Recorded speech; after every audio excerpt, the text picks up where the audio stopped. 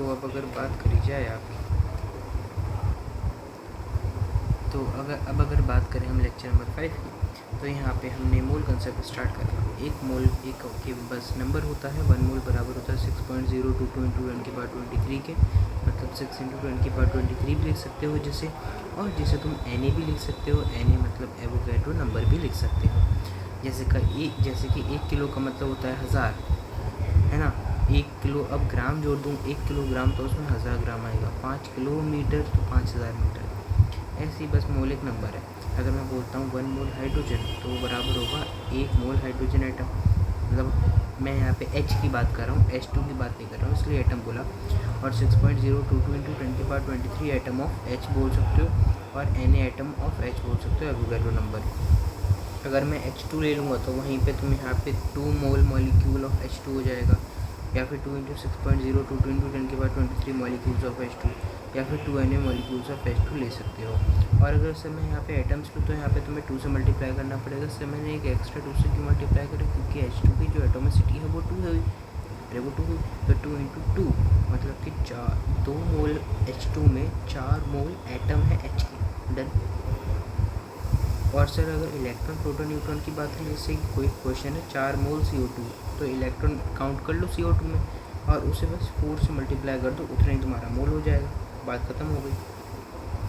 Same तुम्हें proton neutron के साथ रिपीट करना है। और एटम, अगर CO2 में मुझसे एटम्स ऑफ ऑक्सीजन पूछ लिए, 4 मोल CO2 में मुझसे एटम ऑफ ऑक्सीजन पूछे, तो ऑक्सीजन की एटोमिसिटी को मल्टीप्लाई कर दो, जितने मोल है, मतलब कि 2 multiply by 4 mole, 8 Na atom है, इसका मतलब ऑक्सीजन के 4 मोल CO2 में। डन हो गई बात। अच्छा, 1 मोल इलेक्ट्रॉन को मैं 6.022 इंटू 10 की पावर 23 इलेक्ट्रॉन लिखूँगा, लेकिन केजी में कैसे कर सकता हूँ मैं? तो केजी में करने के लिए तुम्हें बस 9.1 इंटू 10 की पावर -31 से मल्टीप्लाई कर देना 1 मोल के नंबर को 6 पॉइंट, और अगर ग्राम में करना तो 6.022 इंटू 10 की पावर 23 इंटू 9.1 इंटू 10 की पावर -28 ग्राम, क्योंकि जो मास है वो इलेक्ट्रॉन का यही होता है। डन हुई बात। अब मोल की कैलकुलेशन की बात करें तो मोलर मास कैसे डिफाइन करेंगे हम, कि mass of 1 mole of chemical entities होगा तुम्हारा एटम साइंस मॉलिक्यूल्स का। एंटिटीज़ का मतलब इसमें एटम एंड मॉलिक्यूल कुछ भी आ जाता है। Mass of 1 mole of chemical entities, ठीक है। जैसे सल्फ़र की बात करें तो यहाँ पे मास ऑफ एक एटम ऑफ सल्फ़र कितना होगा, 32 Mu, 32 इंटू 1.67 इंटू 10 की पावर -24 ग्राम।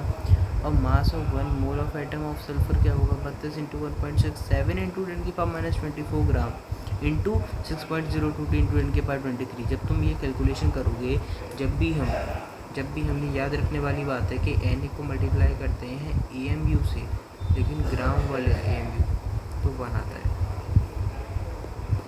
ये याद रखने वाली बात है, ये तो मैथमेटिकल चीज़ है, इसमें कोई शौक होने वाली चीज़ नहीं है, ठीक है।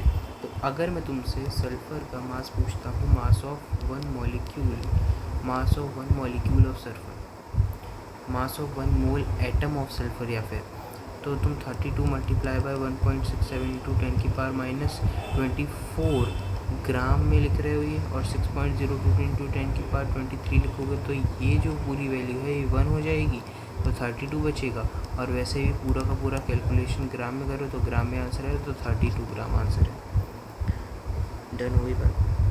अब इसका मतलब किसी चीज़ का भी मूला मास अगर मुझसे कोई पूछेगा तो मैं मास नंबर को ग्राम, बस मास नंबर लिखूँगा और वहाँ पे ग्राम लिखूँगा। ये देखो मास नंबर क्या है सल्फर का, 32, तो 32 ग्राम। ऑक्सीजन का पूछ लूँ मैंने, ऑक्सीजन का तो 16 ग्राम ऑक्सीजन का हो जाएगा। Mass of 1 mole atom of oxygen. Done हुई बात।